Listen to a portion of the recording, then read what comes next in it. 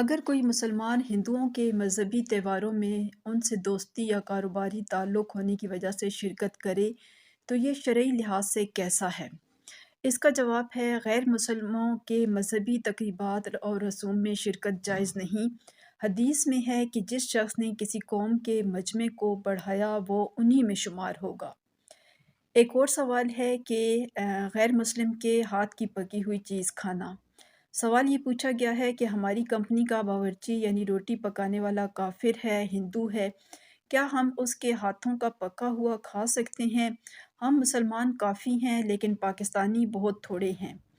اس کا جواب شرعی لحاظ سے یہ ہے کہ غیر مسلم کے ہاتھ کی پکی ہوئی چیز کھانا جائز ہے بشرط کہ اس کے ہاتھ پاک صاف ہوں۔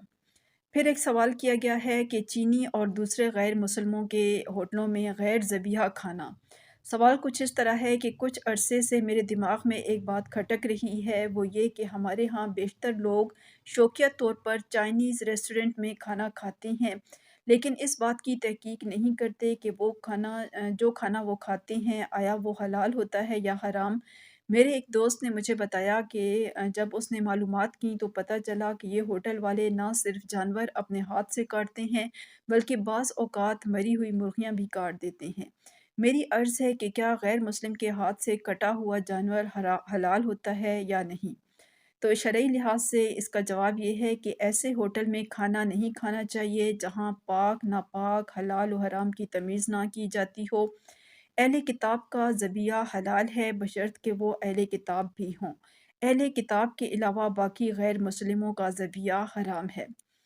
پھر ایک سوال پوچھا گیا ہے کہ مختلف مذہب کے لوگوں کا اکٹھے کھانا کھانا۔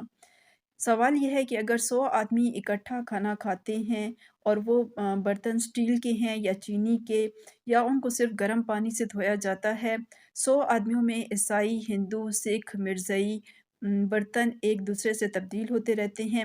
اگر عیسائی، سکھ، ہندو، مرزائی کا برتن کسی غیر مسلم کے پاس آ جائے تو کیا جائز ہے؟